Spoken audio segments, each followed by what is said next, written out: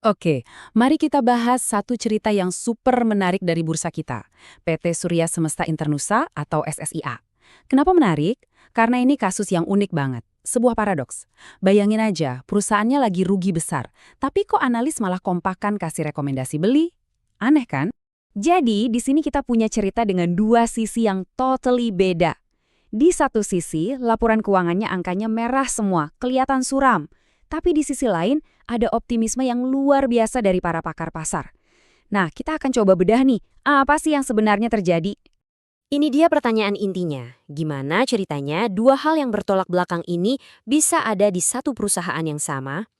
Inilah misteri yang akan kita coba pecahkan bareng-bareng. Coba dilihat ini. Di sebelah kiri, headline-nya bikin deg-degan. Rugi bersih 89,4 miliar rupiah. Tapi begitu kita lihat ke kanan, para analis malah bilang beli. Ini kan kontradiktif banget. Nah, mari kita dalami lebih lanjut. Oke, kita mulai dari sisi yang kurang enaknya dulu ya.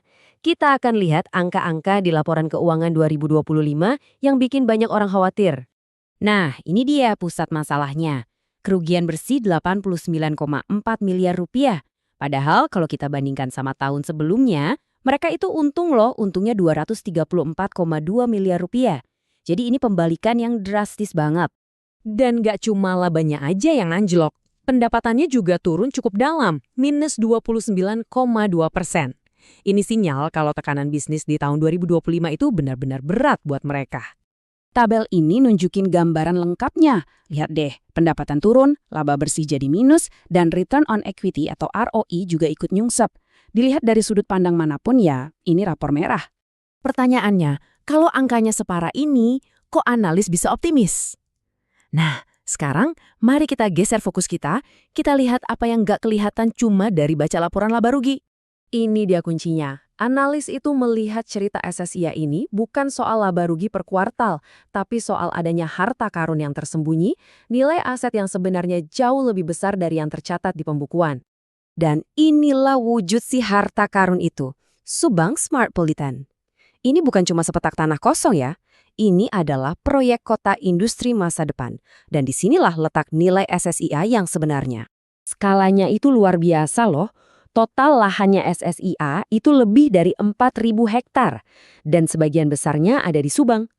Yang lebih gila lagi, lahan ini dibeli puluhan tahun lalu dengan harga yang sangat-sangat murah. Sekarang, dengan adanya proyek infrastruktur pemerintah di sekitarnya, nilainya meroket. Dan ternyata yang sadar soal nilai tersembunyi ini bukan cuma analis loh, ada jejak ikan paus yang juga ikut masuk ke dalam saham ini. Nah, ini sinyal yang kuat banget. Kalau investor sekelas Grup Jarum dan Barito sudah mulai masuk, artinya mereka nggak lihat kinerja jangka pendek. Mereka lihat potensi jangka panjang yang solid, mereka melihat jauh melampaui angka kerugian saat ini.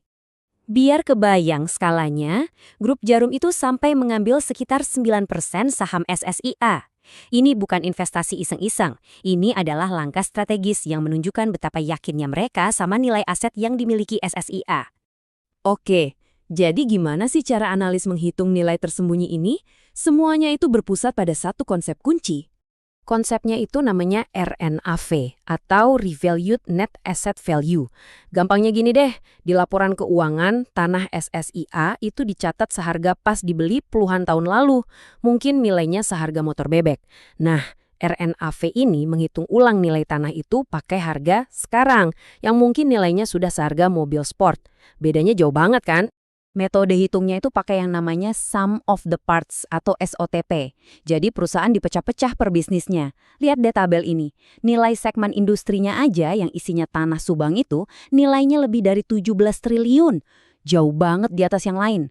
Kalau semuanya dijumlahin, terus dikurangin utang, ketemulah angka RNAV-nya, yaitu 23 triliun rupiah. Angka yang fantastis. Grafik batang ini merangkum semua paradoksnya dengan jelas.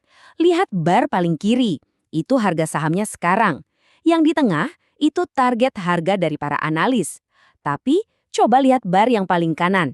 Itulah nilai aset real per lembar sahamnya, RNAV-nya, yang tembus Rp5.000. Kesenjangan antara harga di pasar sama nilai aslinya itu lebar banget. Jadi apa sih poin pentingnya buat kita yang lagi lihat perusahaan ini? Apa yang bisa kita ambil dari semua data ini? Intinya gini, kalau kita lihat SSIA sekarang, ini adalah soal bertaruh pada potensi masa depan, bukan kinerja masa lalu. Nilainya ada di aset fisiknya, yaitu tanah, bukan di laporan laba rugi terakhir. Masuknya investor strategis seperti Grup Jarum itu seperti stempel validasi. Dan kuncinya, pertumbuhan ke depan itu sangat bergantung pada suksesnya proyek Subang Smart Politanan. Dan kita tutup bahasan ini dengan satu pertanyaan untuk Anda renungkan. Kasus SSIA ini memaksa kita untuk berpikir.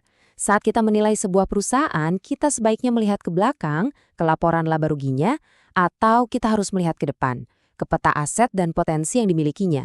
Jawabannya mungkin akan mendefinisikan filosofi investasi Anda.